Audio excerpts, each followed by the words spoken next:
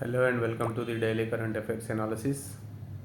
మన ఎనాలిసిస్లో భాగంగా మనం డిస్కస్ చేయబోతున్నటువంటి ఫస్ట్ టాపిక్ వచ్చేసి ఇది ఎలక్షన్ కమిషన్కి సంబంధించింది, ఎలక్టోరల్ రిఫార్మ్స్కి సంబంధించింది. ఇది మెయిన్స్లో టీఎస్పీఎస్సీ గ్రూప్ 1 మెయిన్స్లో గవర్నెన్స్లో మనకి ఇది ఎలక్షన్ కమిషన్కి సంబంధించిన టాపిక్ ఉంది గవర్నెన్స్లో. కాబట్టి ఎలక్టోరల్ రిఫార్మ్స్ కూడా ఎలక్షన్ కమిషన్ ఆఫ్ ఇండియాకి సంబంధించినటువంటి సబ్జెక్టే. ఈ మధ్యలో ఎలక్షన్ కమిషన్ సంబంధించి చాలాసార్లు వార్తల్లో ఉన్నది. Like appointment of chief election commissioner and other election commissioners. ఒక లా కూడా ఎనాక్ట్ చేసింది పార్లమెంట్ 2023లో. సుప్రీంకోర్టుకు మరియు యూనియన్ గవర్నమెంట్కి ఆ విషయంలో భేదాభిప్రాయాలు కూడా వచ్చినాయి, డిఫరెన్సెస్ కూడా వచ్చినాయి. As to how the election commissioner and chief election commissioners are to be appointed అనే విషయంలో సుప్రీంకోర్టు ఒక జడ్జిమెంట్ ఇచ్చింది. ఫర్ టైం బీయింగ్ ఆ జడ్జిమెంట్ అని చెప్పేసి ఒక యాక్ట్ని పార్లమెంట్ కూడా తీసుకొని రావడం జరిగింది, appointment of election commission, chief election commissioner and other election commissioner act. దాని ప్రకారమే రీసెంట్గా 2 ఎలక్షన్ కమిషనర్స్ మొన్న అపాయింట్ చేయడం జరిగింది. ఈ నేపథ్యంలో ఈ electoral reforms, election commission working to ensure the free and fair elections and to protect the pillars of the డెమోక్రసీని కాపాడడానికి, ఫ్రీ అండ్ ఫెయిర్ ఎలక్షన్స్ని చేయడానికి ఎలక్షన్ కమిషన్ యొక్క రోల్ ఏంటిది, ప్లస్ ఈ కొత్త రిఫార్మ్ ఏంటిది. కొత్త రిఫార్మ్ అని ఇప్పుడు ఆర్టికల్లో చర్చించబోయేటువంటి రిఫార్మ్స్లో ఎలక్షన్ కమిషన్ తీసుకున్నటువంటి రిఫార్మ్స్లో ఇది ఒక కొత్త రిఫార్మ్. కాబట్టి ఎలక్షన్ కమిషన్ రిఫార్మ్స్ అంటే to make it more effective and to bring the more number of voters under the ambit of elections పరిధిలోకి చాలా ఎక్కువ మందిని ఓటర్స్ని తీసుకురావడానికి so far the election commission has done what things it has done అని చెప్పేసి కూడా మనకు క్వశ్చన్ రావచ్చు. దాంట్లో ఇప్పుడు డిస్కస్ చేయబోతున్నటువంటి ఓట్ ఫ్రమ్ హోమ్ అనేటువంటిది కూడా one of the recent reforms undertaken by the election commission. Yes, let us start the discussion. Work from home work from home లాగా ఓట్ ఫ్రమ్ హోమ్ అనేటువంటిది ఒక new novel idea election commission తీసుకుంది. And this facility is given to the persons with disabilities and senior citizens aged 85 and above for the Lok Sabha elections. ఇప్పుడు upcoming Lok Sabha ఎలక్షన్స్లో vote from home అనేటువంటి ఫెసిలిటీని తీసుకొని వచ్చింది election commission of India. ఈ vote from home అనేటువంటిది this facility is not provided to all, it is only provided to certain group of people. 2 groups of పీపుల్కి మనం ఇక్కడ మెన్షన్ చేసినాం. ఒకటి పర్సన్స్ విత్ డిజబిలిటీస్, పీడబ్ల్యూడీ అంటాం షార్ట్కట్లో. Next senior citizens aged 85 and above. Previous assembly ఎలక్షన్స్లో కూడా ఈ ఓట్ ఫ్రమ్ హోమ్ అనేటువంటిది ఇంట్రడ్యూస్ చేసినప్పుడు కూడా అప్పుడు పైలట్ బేసిస్లో 8 ఇయర్సే తీసుకున్నారు. కానీ 8 ఇయర్స్ కాకుండా ఇప్పుడు 85 ఇయర్స్, అప్కమింగ్ ఎలక్షన్స్లో 85 ఇయర్స్ అండ్ అబోవ్ ఏజ్ ఉన్న వాళ్ళకి ఓట్ ఫ్రమ్ హోమ్ అనేటువంటి అవకాశాన్ని ఇచ్చినటువంటి విషయాన్ని గుర్తుంచుకోవాలి. నెక్స్ట్ ఈ ఓట్ ఫ్రమ్ హోమ్ని ఉపయోగించుకునే పొటెన్షియల్ ఓటర్స్ వచ్చేసి 85 lakh senior citizens, 88.4 lakh persons with disabilities ఉన్నారని చెప్పేసి ఒక అంచనా ఉంది. To cast their vote to the postal ballots. ఈ ఓట్ ఫ్రమ్ హోమ్ అనేటువంటిది it is a part of postal ballot system. Postal ballot అనేది ఆల్రెడీ మనకు అందరికీ తెలిసిందే, మనం ఉపయోగిస్తున్నటువంటి పద్ధతే.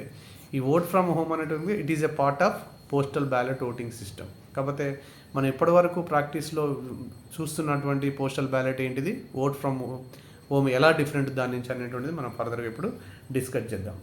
So far, Election Commission of India has ensured that everyone, అంటే irrespective of race, caste, region, religion, like physical disabilities, senior citizens, వీళ్ళందరూ కాకుండా అందరూ ఓటింగ్లో పాల్గొనడానికి election commission has taken several measures.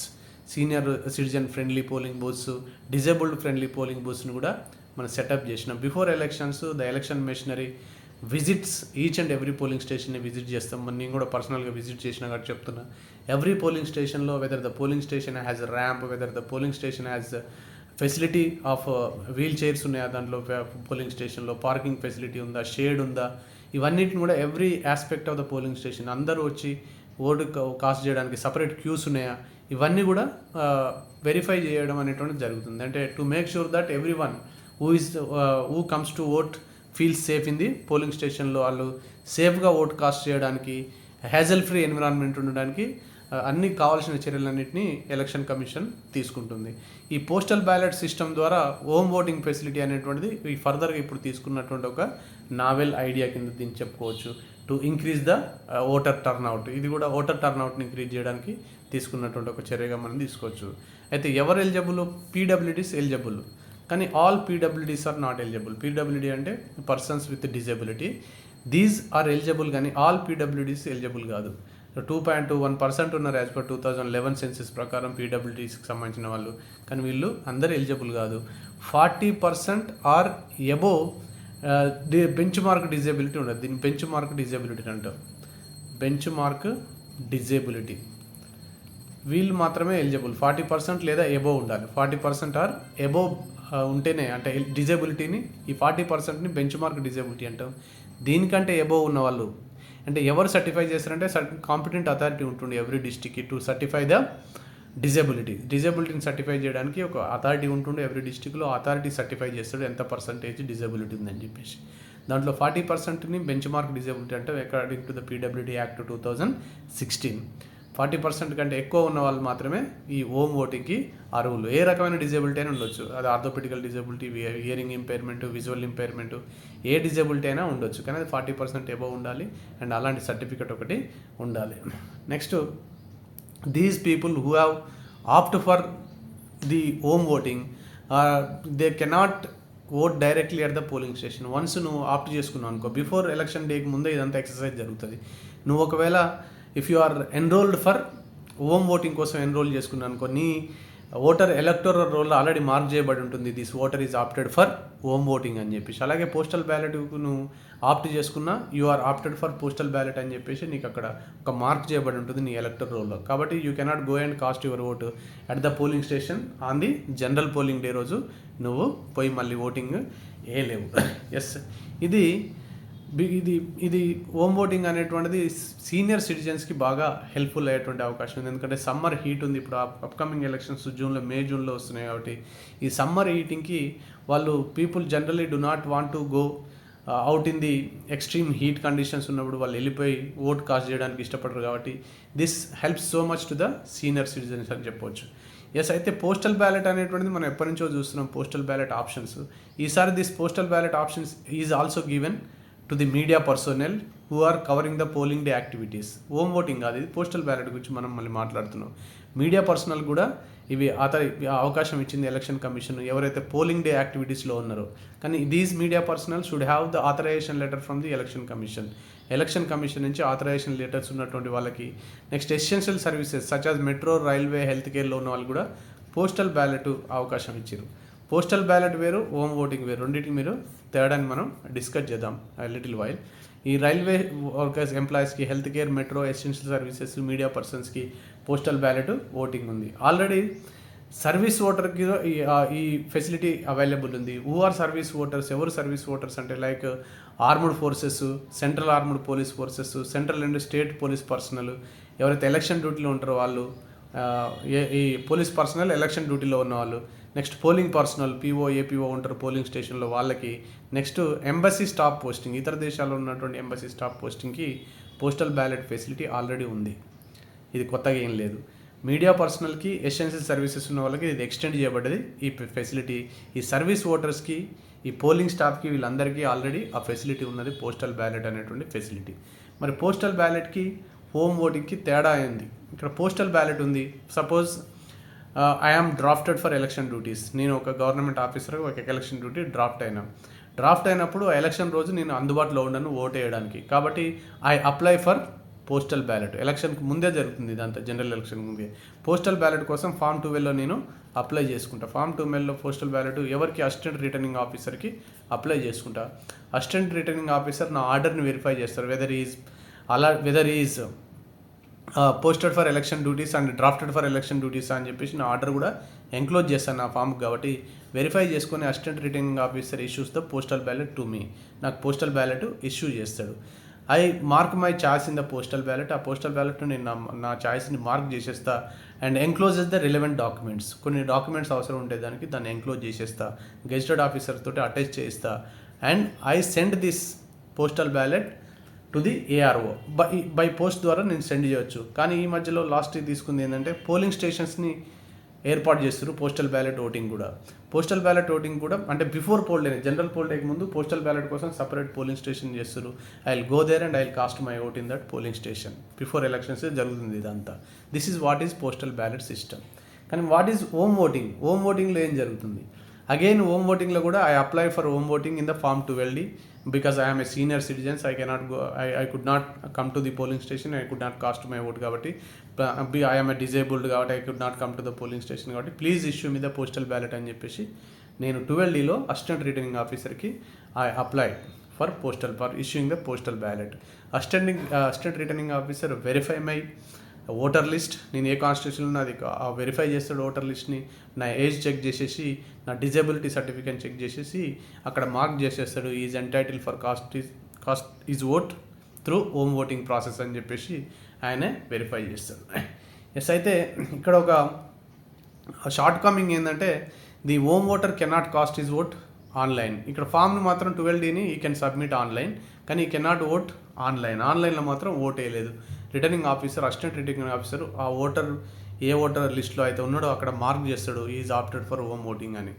Vote from home process ఎలా work అవుతుంది అంటే before general polling డేకి ముందే హోమ్ ఓటింగ్ కోసం టీమ్స్ ఫామ్ చేయడం జరుగుతుంది ఆ కాన్స్టిట్యుయెన్సీలో.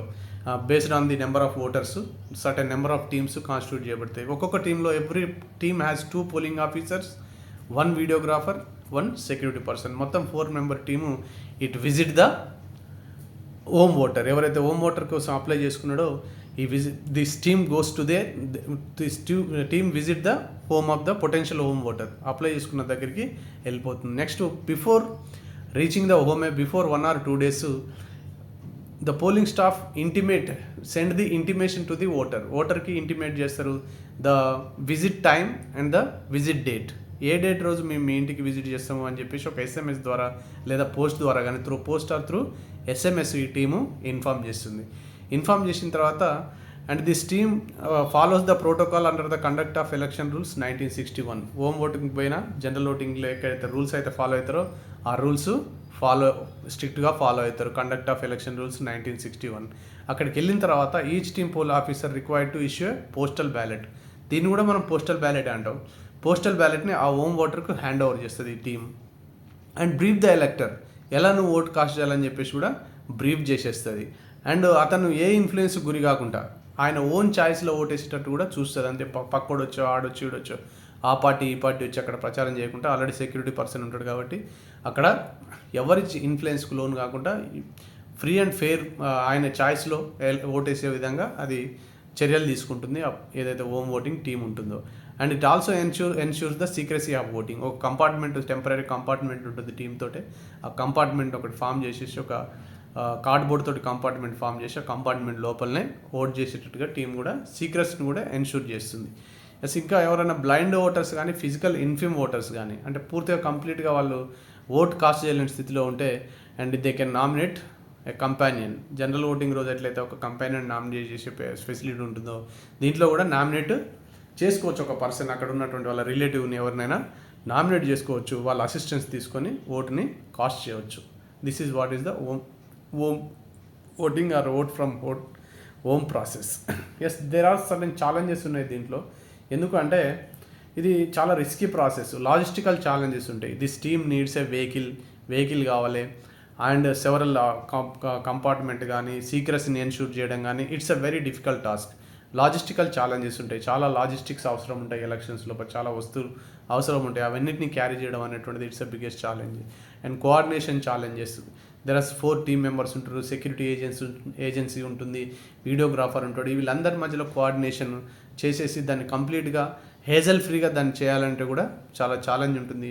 Next burden on election machinery. Already the election machinery immediately after the announcing the elections నుంచి 24/7 ఎలక్షన్ డ్యూటీలో ఉంటారు. ఆల్రెడీ బర్డెన్ని మోస్తుంటారు election machinery. The home voting అనేటువంటిది it has become extra burden అయిపోయింది హోమ్ ఓటింగ్ అనేటువంటిది.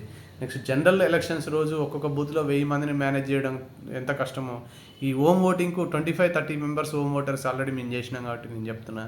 వాళ్ళ నుంచి ఒక డేలో ఓటు తీసుకోవడం అనేటువంటిది చాలా కష్టం ఉంటుంది. ఒక డేలో ఒక polling team can only visit the 25 ఓటర్స్ని విజిట్ చేసి వాళ్ళ నుంచి ఓటర్ అంటే ఒక్కొక్కరు ఒక్కొక్క దగ్గర ఉంటారు కాబట్టి లాజిస్టిక్స్ ఇష్యూ ఉంటుంది కాబట్టి ఇది చాలా డిఫికల్ట్ ప్రాసెస్. ఎలక్షన్ మెషినరీ మీద మాత్రం ఇది చాలా బర్డెన్ ఉంటుంది. I personally experienced that. Next awareness among eligible voters. ఎవరైతే ఎలిజిబుల్ ఉన్నారో 85 years above and 40% bench mark disability ఉన్నలో అవేర్నెస్ తీసుకొని రావాలి ఫస్ట్ హోమ్ ఓటింగ్ గురించి. అంటే ఎలా హోమ్ ఓటింగ్ అనేటువంటిది ఒక కొత్త కాన్సెప్ట్, ఎలా దాన్ని అర్థం చేసుకోవాలి, ఎలా సీక్రసీకి ఇబ్బంది రాకుండా, కోడ్ ఆఫ్ కండక్ట్ ఇబ్బంది రాకుండా ఎలా దాన్ని తీసుకురావాలనే విషయంలో కూడా చాలామందికి అవగాహన కల్పించాల్సినటువంటి అవసరం ఉంటుంది. These are the challenges.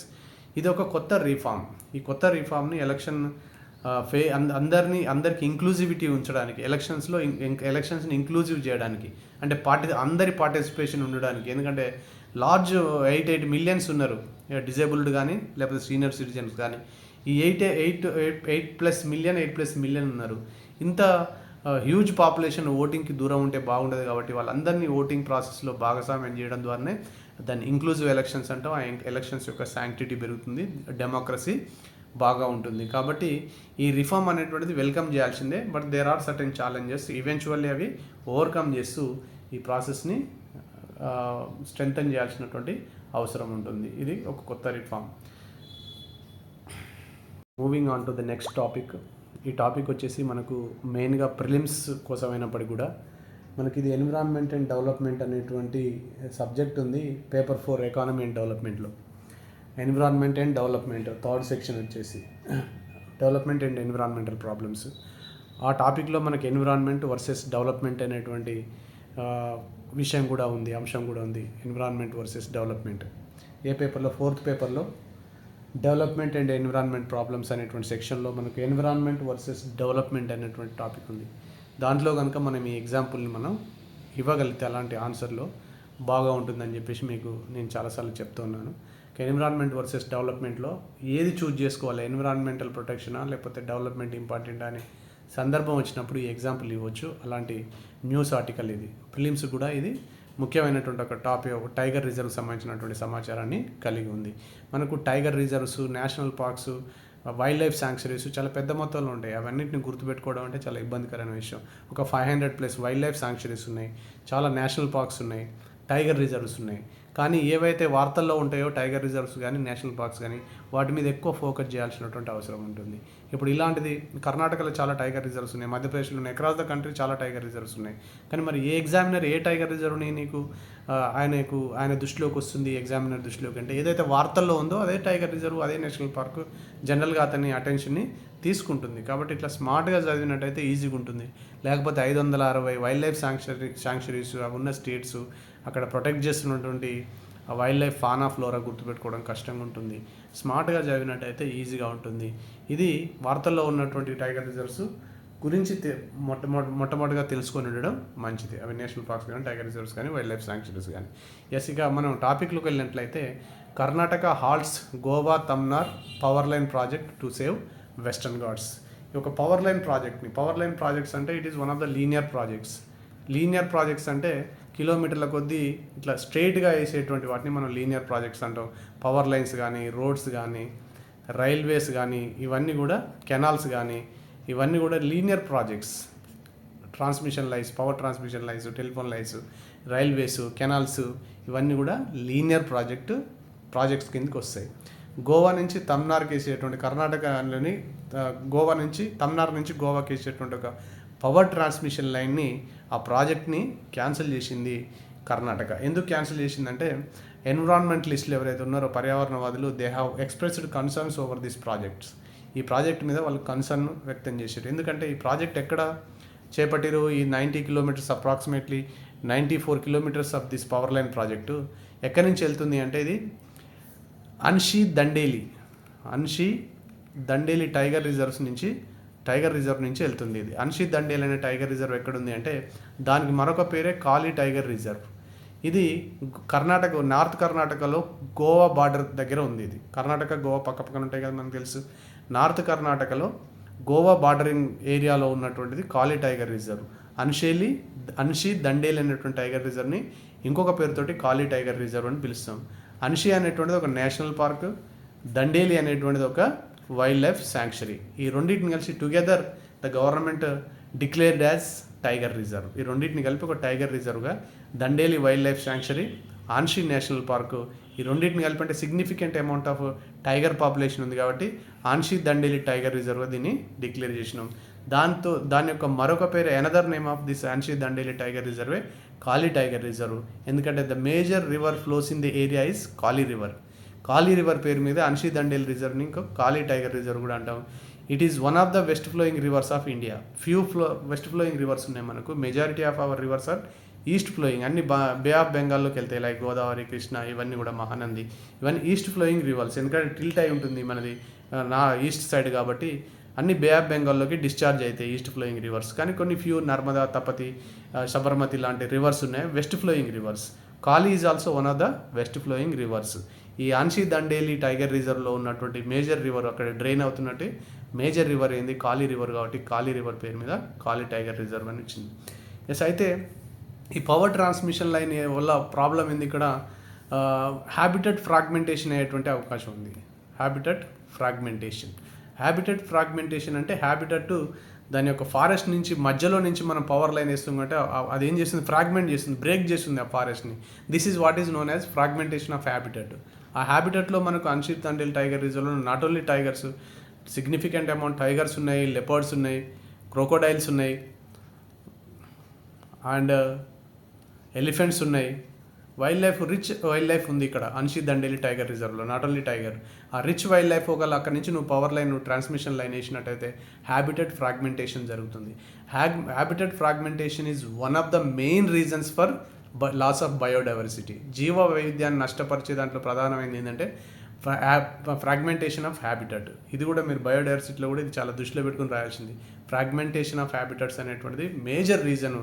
ఇప్పుడు మన దగ్గరికి కోతులు వస్తున్నా, లేకపోతే కొండెంగలు వస్తున్నా, ఊర్లలోకి వైల్డ్ లైఫ్ లెపర్డ్స్ వస్తున్నా, టైగర్స్ వస్తున్నా, ఇవన్నీ వాటి యొక్క హ్యాబిటెట్ ఫ్రాగ్మెంటేషన్ అవ్వడం వల్లనే అవి they are encountering with human population, human హ్యాబిటేషన్స్లోకి అవి రావడం జరుగుతుంది.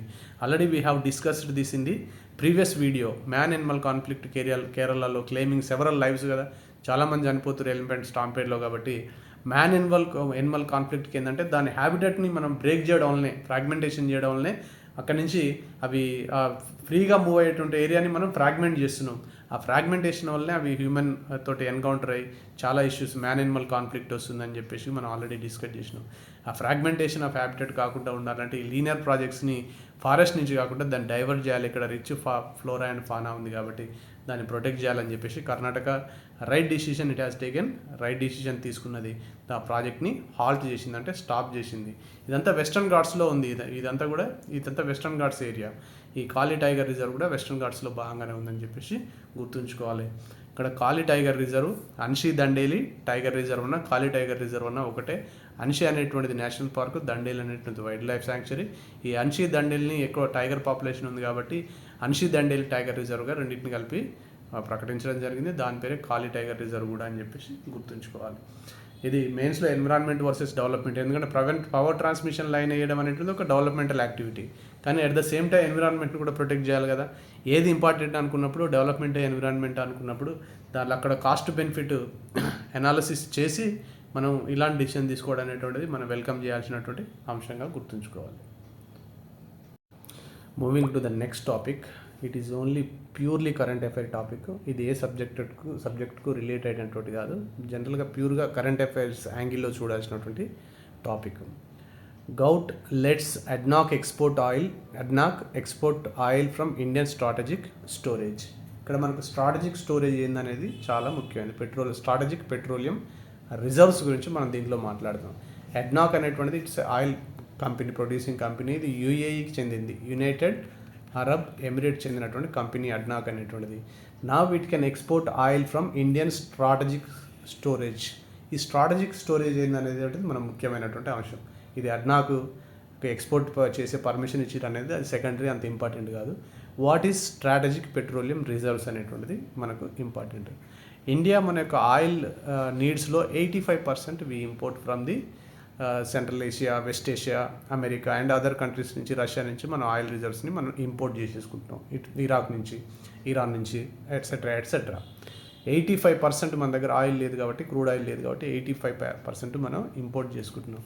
వాట్ ఇఫ్ క్రైసిస్ వచ్చింది అనుకోండి, అంటే వరల్డ్ వార్ లాంటి సిచ్యువేషన్ వచ్చింది అనుకోండి, ఆయిల్ ఎక్స్పోర్ట్ ఆగిపోయింది అనుకోండి, మనకు ఆయిల్ ప్రొడక్షన్ ఆగిపోయి ఎక్స్పోర్ట్ బ్యాన్ అయింది అనుకోండి, దెన్ పరిస్థితి ఏంది? ఒకేసారి ఆయిల్ సప్లై ఆగిపోతే ఎకానమీ కొలాప్స్ అవుతుంది. శ్రీలంకలో కొలాప్స్ అయినట్టు ఎకానమీ కొలాప్స్ అవుతుంది. బికాస్ ఆయిల్ మీద డిపెండ్ అయ్యి ఎకానమీ రన్ అవుతుంది. కాబట్టి మనకి ఏదైనా అన్టువర్డ్ ఇన్సిడెంట్ జరిగినప్పుడు, ఆయిల్ ఎక్స్పోర్ట్స్ బంద్ అయ్యి మనం ఇంపోర్ట్ చేసుకోవాలని స్థితిలో ఉన్నప్పుడు, లేదా ఆ దేశాలతో ఇబ్బంది వచ్చేసి ఆయిల్ ఇంపోర్ట్స్ ఆగిపోయినప్పుడు, and what is the solution అనే దాంట్లో నుంచి పుట్టుకొచ్చింది స్ట్రాటజిక్ పెట్రోలియం రిజర్వ్స్.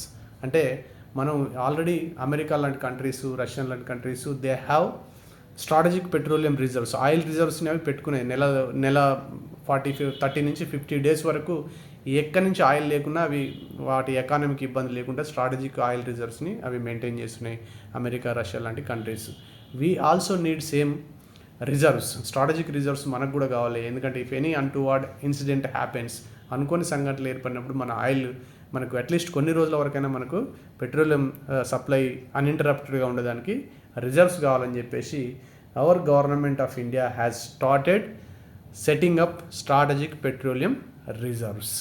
ఈ ఎనర్జీ సెక్యూరిటీని ఉంచుకోవడం కోసం కొన్ని రోజులు మనకి ఇప్పుడు 15 డేస్ వరకు, 2 వీక్స్ వరకు స్ట్రాటజిక్ ఆయిల్ రిజర్వ్స్ ఉన్నాయి.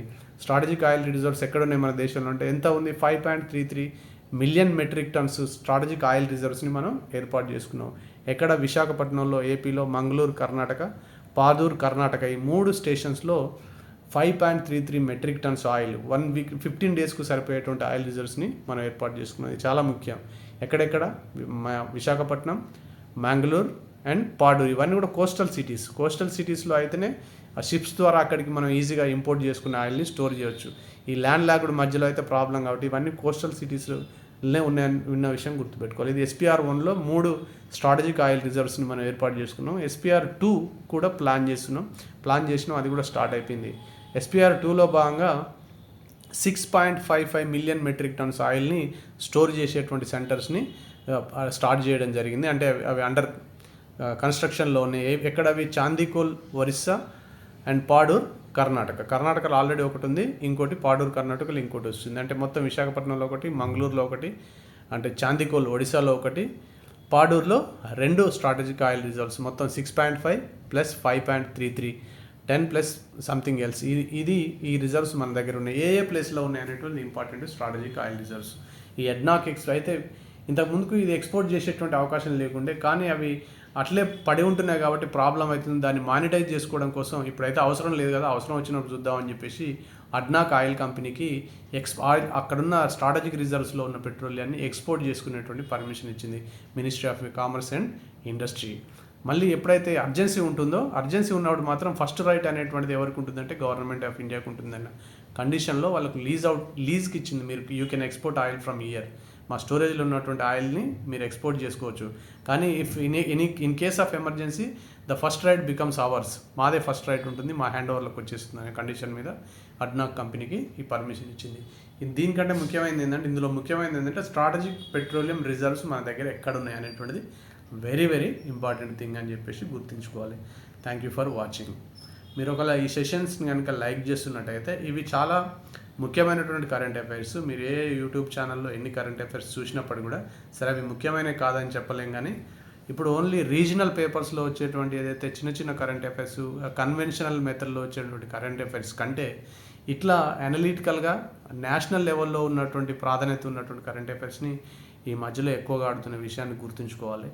ఏదో 1-2 స్టేట్మెంట్లో ఇచ్చేటువంటి కాకుండా ఒక అంశానికి సంబంధించి సమగ్రమైనటువంటి సమాచారం, కాంప్రహెన్సివ్ ఇన్ఫర్మేషన్ మీ దగ్గర ఉంటేనే ఆన్సర్ చేసే విధంగా, అది కూడా నేషనల్గా ప్రాధాన్యత కలిగినటువంటి అంశాల మీద, అంతర్జాతీయంగా ప్రాధాన్యత కలిగినటువంటి అంశాల మీద ఎగ్జామినర్ ఫోకస్ చేస్తున్నాడు. చిన్న విషయాలు, రీజనల్ విషయాలు, గతంలో అడిగే మాదిరి ఎత్తైనవి, లోతైనవి, పెద్దవి, చిన్నవి అని అడగడాన్ని బంద్ చేసిరు. కాబట్టి ఈ కరెంట్ అఫైర్స్ మీకు ఆటతో పాటు సరే దాంట్లో వాటి రోల్ కూడా ఉన్నప్పటికీ కూడా ఈ కరెంట్ అఫైర్స్ రోల్ ఎక్కువగా ఉంటుంది. అవి అందరు చేస్తున్నారు, ఇలాంటి క్వశ్చన్స్ ఇబ్బంది పడుతున్నారు. కాబట్టి మీరు ఈ వీడియోస్ కనుక రెగ్యులర్గా ఫాలో అయినట్టయితే మీకు తప్పకుండా current affairs and international relations కానీ, లేకపోతే పాలిటిక్లో వచ్చేటువంటి కరెంట్ అఫైర్స్ కానీ మీకు ఈ వీడియోల ద్వారా పూర్తిగా అందివ్వడం జరుగుతుంది.